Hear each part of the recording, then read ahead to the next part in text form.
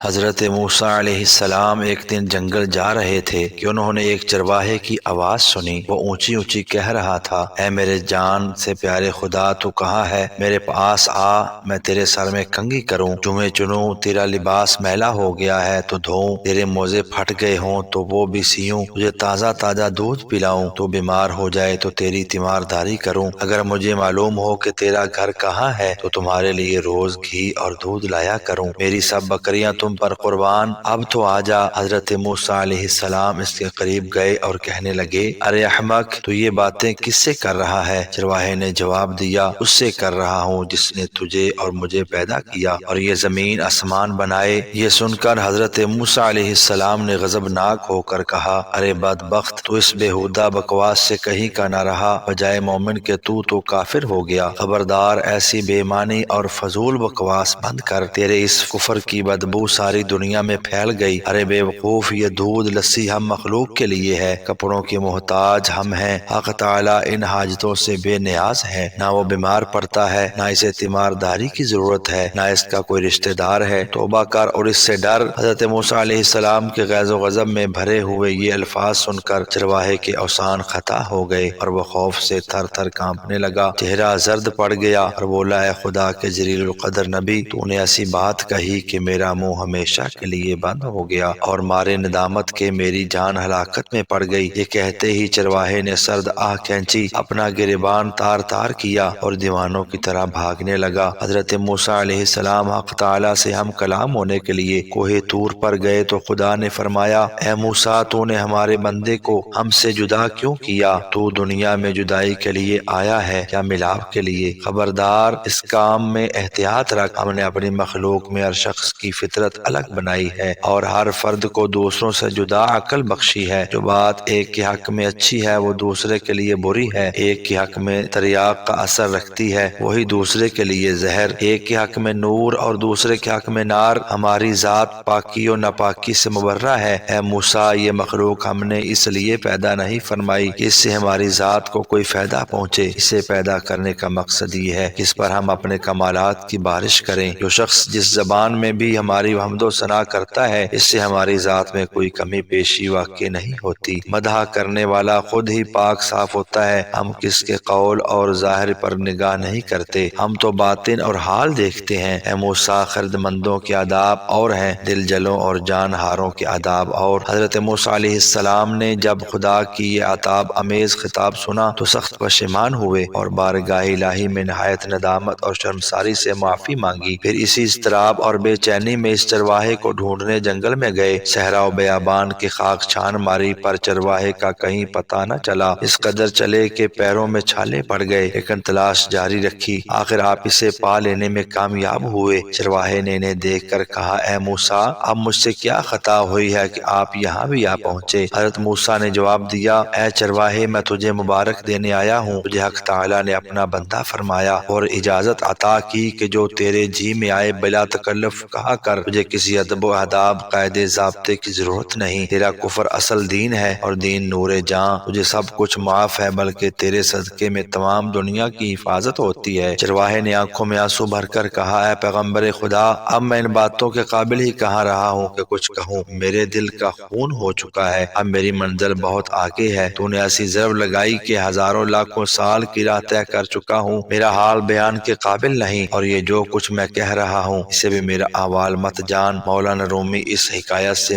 حاصل یہ نکالتے ہیں کہ اے شخص، جو تو حق تعالیٰ کی حمد و ثنا بیان کرتا ہے، کیا سمجھتا ہے؟ تو ابتدا سے انتہا تک ناقص اور تیرا حال و قال بھی ناقص، یہ محض اس پروردگار رحمان و کریم کا کرم ہے، وہ تیرے ناقص اور گندے تحفے بھی قبول فرماتا ہے۔ ایسی اچھی اور سبق آموز ویڈیوز دیکھنے کے لیے چینل کو سبسکرائب ضرور کیجیے گا۔ اللہ حافظ۔